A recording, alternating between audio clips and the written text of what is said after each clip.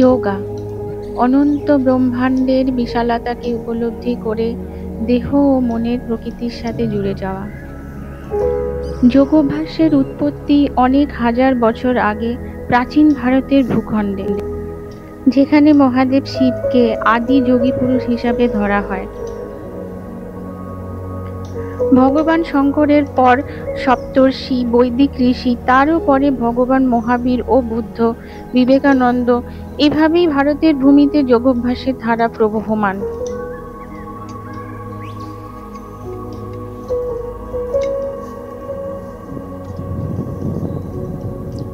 যোগ শব্দটি এসেছে সংস্কৃত শব্দ জুজ থেকে।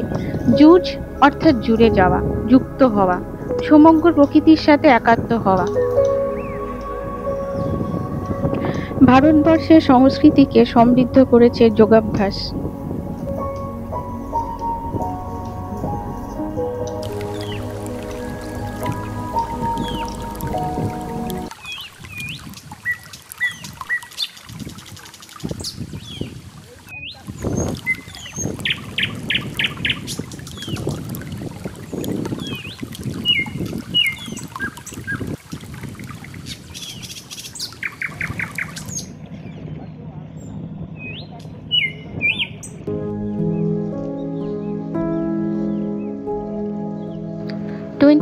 জুন উত্তর গোলার্ধের দীর্ঘতম দিন।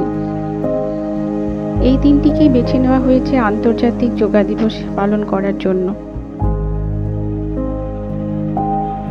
2014-এ ভারতের প্রধানমন্ত্রী নরেন্দ্র মোদী রাষ্ট্রসংঘের কাছে আন্তর্জাতিক যোগ দিবস পালনের প্রস্তাব রাখেন, যেটি ব্যাপকভাবে রাষ্ট্রসংঘের সমর্থন লাভ করে। আন্তর্জাতিক যোগ দিবস পালনের উদ্দেশ্য যোগাসনের সামগ্রিক গুরুত্ব সম্পর্কে বিশ্ব মানবকে অবগত করানো।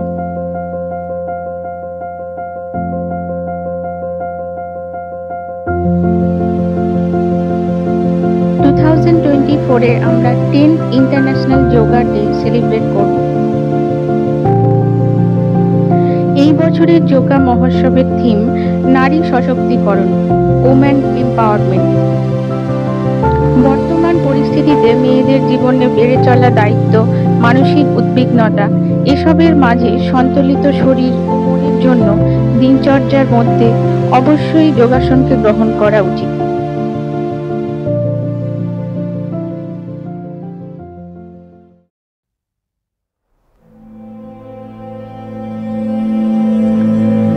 ঋষি পতঞ্জলি সর্বপ্রথম ব্যক্তি যিনি ভারতবর্ষের প্রাচীন এই যোগাভ্যাসের যোগসূত্রগুলিকে সংস্কৃত ভাষায় লিপিবদ্ধ করে সংকলিত করেছিলেন। মহর্ষি পতঞ্জলি তার যোগসূত্রে 8টি প্রধান যোগক্রিয়ার কথা বলেছেন, যার মধ্যে একটি হলো প্রাণায়াম।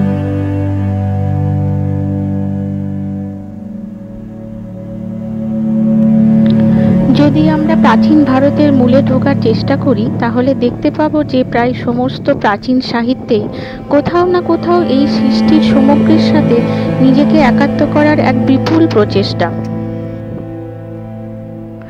যদি এই চেষ্টা জ্ঞান অর্জনের মাধ্যমে হয়, তাহলে তা জ্ঞানযোগ। যদি কর্মকৌশল আয়ত্তের মাধ্যমে এই চেষ্টা, তাহলে তা কর্মযোগ। যদি বিপুল ভক্তি এই চেষ্টার মূল, তাহলে তা ভক্তিযোগ। বর্তমান সময়ে যোগ বলতে যা বুঝি অর্থাৎ যোগাসন, তা হলো হঠ যোগ।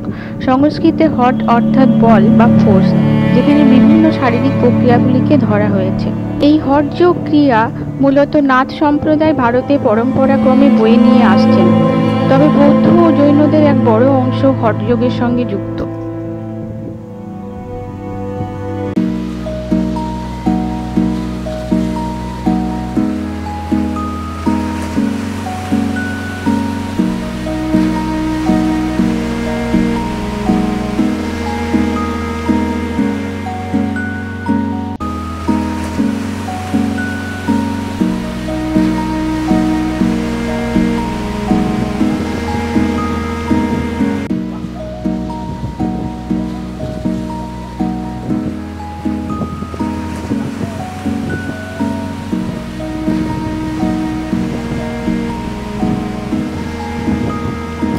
রোগ পীড়া মুক্ত প্রসন্ন জীবনযাপনের উপায় হলো যোগ।